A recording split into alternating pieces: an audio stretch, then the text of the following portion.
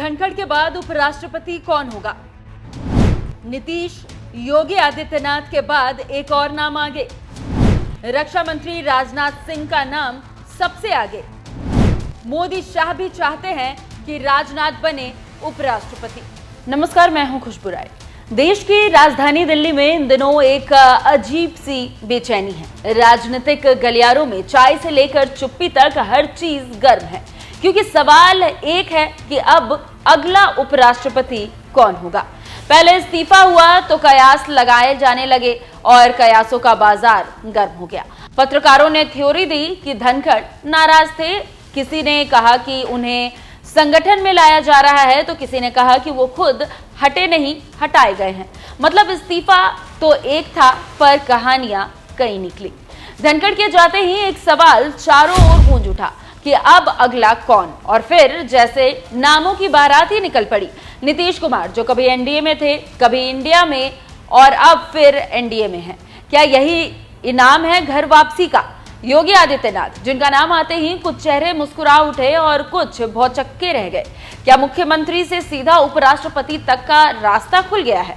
वसुंधरा राजे, जिनकी गिनती बीजेपी के पुराने जमाने की राजकुमारी ब्रिगेड में होती है, क्या उन्हें अब राजभवन का मुकुट मिलेगा? और निर्मला सीतारमण, देश की वित्त मंत्री, जिनके आंकड़े आजकल जनता से ज्यादा बाजार को समझ आते हैं। हर चैनल, हर ट्वीट, हर पॉडकास्ट एक ही शोर, वाइस प्रेसिडेंट 2025, कौन होगा ताज का वारिस? लेकिन इन नामों की भीड़ में एक नाम धीरे धीरे सबसे ऊपर तैरता दिख रहा है, वो है राजनाथ सिंह का। बीजेपी के सबसे सीनियर नेताओं में से एक अटल आडवाणी युग की अंतिम बड़ी उपस्थिति और उस दौर की सियासत का एक लौता संयमित चेहरा। और जब नाम आया तो कहा गया कि सिर्फ नाम नहीं, ये एक संकेत है, क्योंकि मोदी शाह इस नाम पर सहमत है।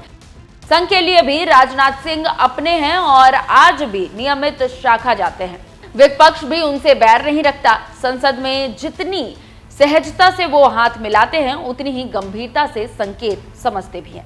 यानी अगर इस वक्त किसी का नाम बिना विवाद के मंजूर हो सकता है तो वो है राजनाथ सिंह का। राजनाथ सिंह की राजनीति अटल बिहारी वाजपेयी की छाया में शुरू हुई।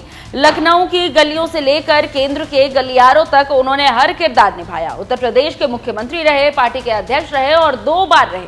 केंद्र में शिक्षा, कृषि और फिर गृह मंत्री भी रहे। वर्तमान में रक्षा मंत्री है। लेकिन फिर भी बीजेपी के भीतर एक धारणा रही कि राजनाथ कभी भी मोदी युग की केंद्रीय धारा में नहीं रहे। कई बार संगठन में बड़े भाई जैसा व्यवहार के बावजूद राजनाथ को असली शक्ति से दूर रखा गया। लेकिन अब जब पार्टी संकट में है, जब संगठन और सत्ता की लड़ाई खुलकर सामने आ रही है, तब राजनाथ को उपराष्ट्रपति बनाने का एक संतुलन बैठाने वाला कदम कहा जा रहा है। दैनिक भास्कर की एक रिपोर्ट में हरिवंश नारायण सिंह का नाम भी प्रमुखता से सामने आया है।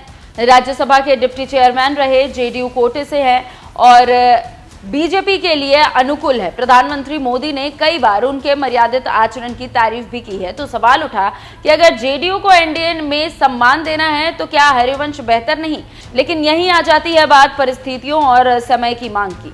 हरिवंश का नाम सांकेतिक है, लेकिन राजनाथ सिंह का नाम संदेश है। संदेश ये कि बीजेपी अभी भी अपने वरिष्ठ नेताओं को भूली नहीं। संदेश ये कि सत्ता और संगठन के बीच अगर कोई भी पुल बन सकता है तो वो राजनाथ सिंह है। और संदेश ये कि जब सारे फैसले सिर्फ एक जोड़ी आंखों से ना लिए जाएं तो राजनीति में सहमति की गुंजाइश बचती है।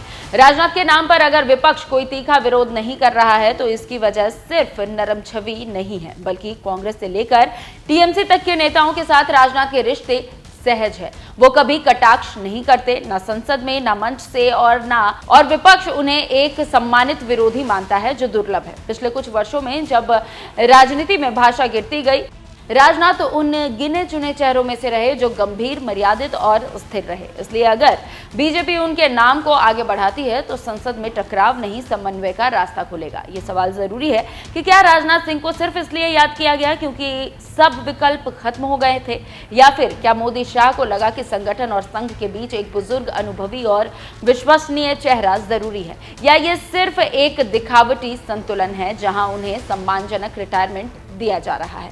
राजनीति के जानकार कहते हैं कि राजनाथ उपराष्ट्रपति तो बन जाएंगे, लेकिन क्या वो सिर्फ एक संवैधानिक चेहरा होंगे या वो संसद की गरिमा और बीजेपी की गहराती खींचातान के बीच वॉइस ऑफ रीजन बन पाएंगे। जब देश के उपराष्ट्रपति अचानक इस्तीफा दे और देश उस पर 2 दिन भी चर्चा ना करे तो समझ लीजिए लोकतंत्र थुल नहीं बल्कि संकेतों में चल रहा है। अब जो नया उपराष्ट्रपति आएगा वो सिर्फ राज्यसभा नहीं, सत्ता संगठन के संतुलन का प्रतीक होगा। अगर वो राजनाथ सिंह है तो ये देर से आया न्याय होगा, अगर हरिवंश है तो ये सियासी संतुलन की एक और चाल होगी, और अगर कोई तीसरा नाम आता है तो फिर उठेगा वही सवाल कि बीजेपी में असल फैसला कौन करता है। राजनीति में पद महत्वपूर्ण होते हैं, लेकिन किस समय किसे कौन सा पद मिला ये कहीं ज्यादा महत्वपूर्ण होता है। राजनाथ सिंह अगर उपराष्ट्रपति बनते हैं तो ये अटल आडवाणी की राजनीति की आखिरी छाया होगी, जो आज के तूफानी दौर में शांति और संतुलन का आखिरी स्तंभ बन सकती है।